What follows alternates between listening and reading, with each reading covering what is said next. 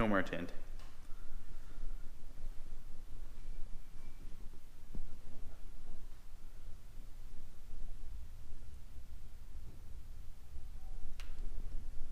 Cam trigger wheels back on.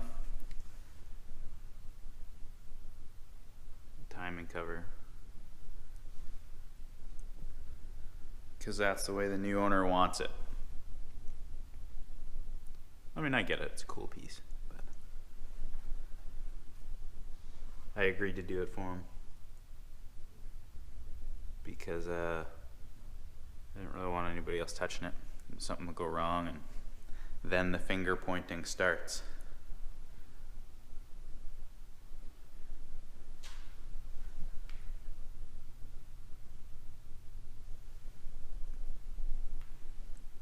Peeled the tint that I just tinted.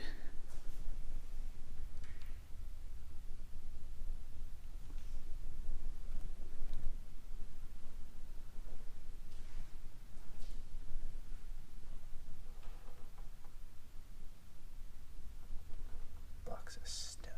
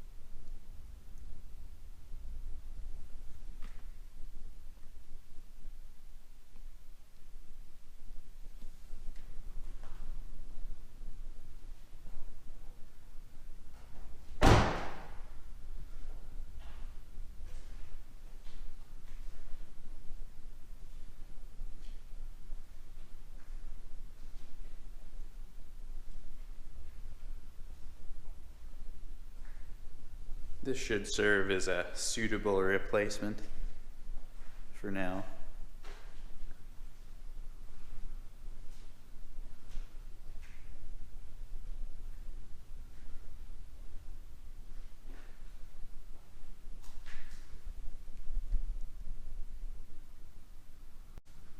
So I guess the question why will probably be on everybody's mind, especially after the rebuild and what seems like constant investment, whether it be time or money.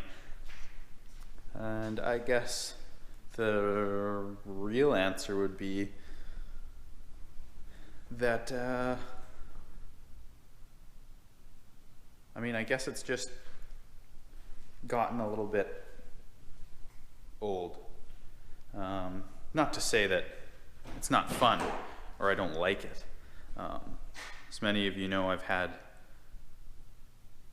probably getting on for 8 or 9 of these cars, and no matter what else I seem to own, I always seem to have one of these cars. So it's not like I don't like the chassis. I can appreciate the car's architecture and the engineering behind it, what it is. But at this level, when we start talking about volume of things and the way the authorities like to pick on cars a little bit that are a little more exuberant, say, than a factory car would be with factory exhaust, and a little more structurally developed than other cars, and maybe even a little safer than other cars. For all these reasons, it's been a point of stress.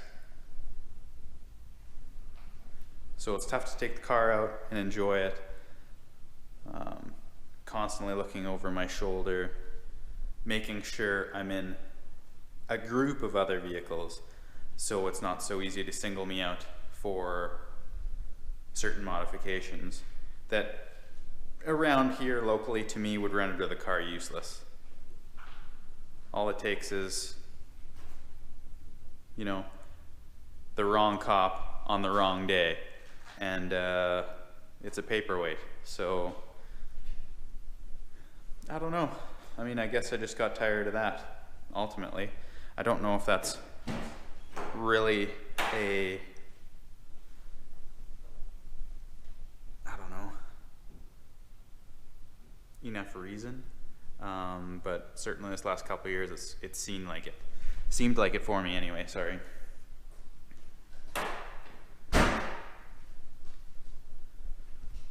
So,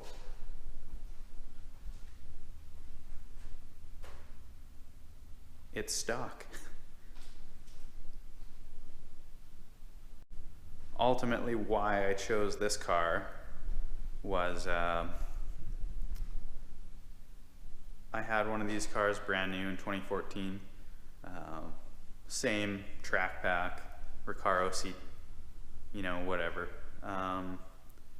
And my cousin actually got into an accident with it, and it got written off. And I really liked this car, so I was never really over it. So I bought another one. This one's really, you know, a reasonable example. I've had to clean it up a little bit, of course. But it's got 32,000 kilometers on it.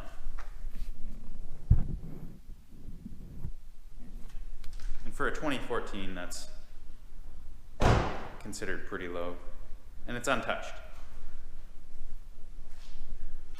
So I wanted something that I knew I liked, and something that ultimately was a little bit more of a blank canvas, and probably in the long run not so troublesome.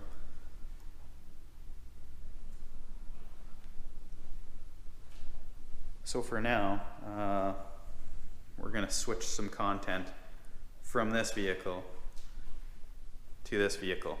I have some plans for it, nothing extreme, not this year. Ultimately, I'd just like to have it at a level that I'm comfortable enough to say it's fun and enjoy it next summer. It seems, well, this year, I mean, everybody knows I didn't get my engine back from Bruce until August. So it really left me 2 months. So I'm hoping next year to have a full fun-filled car season, basically, from, you know, end of April till whenever now, I guess, is middle of October next year.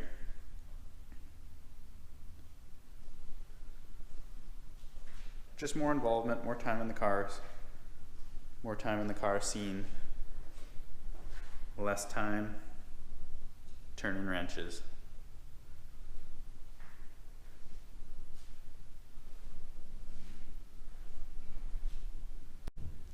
I won't give away too much information on the new owner. We'll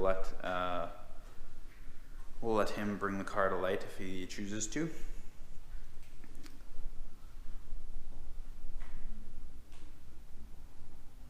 But he's not a stranger to Supras. He's had a few. GT47 Mark IV, big single turbo 1JZ MK3, and a few other 7M Mark IIIs, so expect to see it on social media. In my opinion, this car is as sorted out as it'll ever be. So, I mean, it was the right time to pass the torch and feel good about it. that's that really. I hope that's enough of an explanation for everybody as to why. But we're not going to stop producing content. We're going to keep going with this. We may find ourselves in a more original and stock situation in the Mark III area in the future. I'd really like to do, ultimately I guess I'd like to do a tens for $10,000. Pick up one of these, $10,000 budget, see if we can make it go tens, and walk you guys through all those steps, everything we do the whole way. But we'll still make content with this.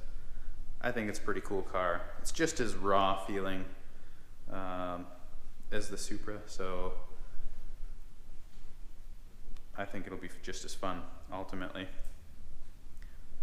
That's what kept me away from the R35 GTRs and stuff like that, is the rawness. I mean, from something like this, no traction control, basically trying to kill you. These are known crowd pleasers, so I think we should have a good time. Anyways, we'll see you guys in the next video.